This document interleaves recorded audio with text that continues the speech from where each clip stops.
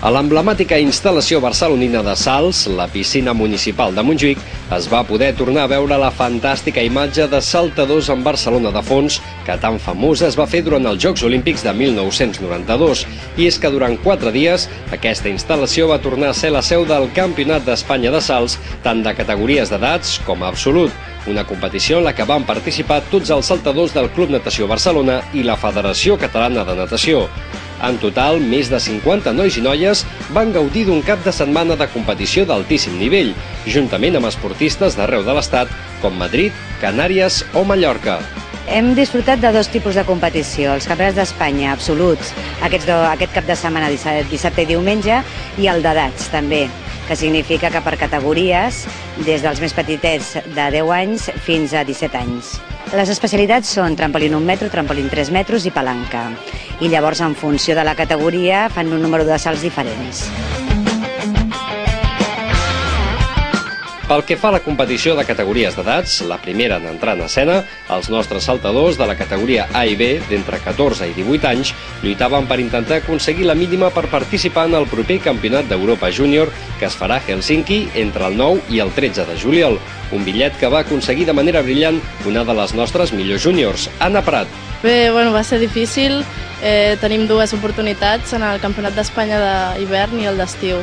De 3 metres em vaig quedar 10 punts i després a 1 metre vaig aconseguir fer-la. La saltadora del Club Natació Barcelona tenia molt clar per on passaven les seves opcions d'èxit i classificació. Bé, la millor no ho soc, però concentrar-me molt i no perdre l'esperança de que puc aconseguir fer la mínima i no fallar cap salt.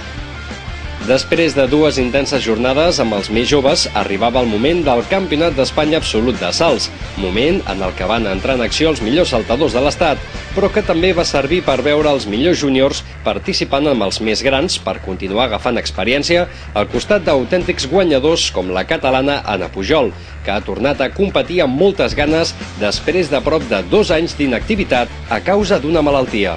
Ahir vaig fer 3 metres i vam fer eliminatòria i final. A l'eliminatòria, no va anar la cosa molt bé, però a la final vaig tenir punteria i vaig ficar tots els salts i això va fer que quedés campiona d'Espanya.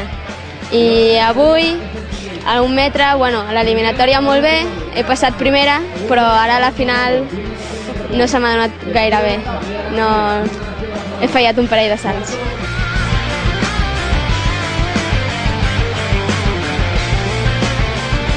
El Campionat d'Espanya absolut de salts posava el punt i final a la piscina municipal de Montjuïc amb un resultat immillorable, deixant palès el constant creixement dels saltadors estatals que comencen a tenir un nom a Europa.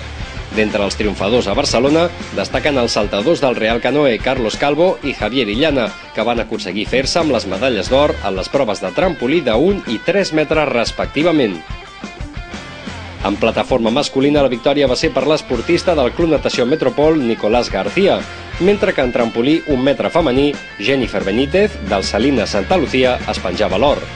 En sincronitzats de 3 metres, triomfa en categoria masculina per als saltadors del canoe Daniel Sierra i Daniel Sánchez, i en fèmines per Carina Silva i Leire Izaguirre, destacant també el triomf dels catalans Ferran Esteban i Adrià Garcia en plataforma sincronitzada.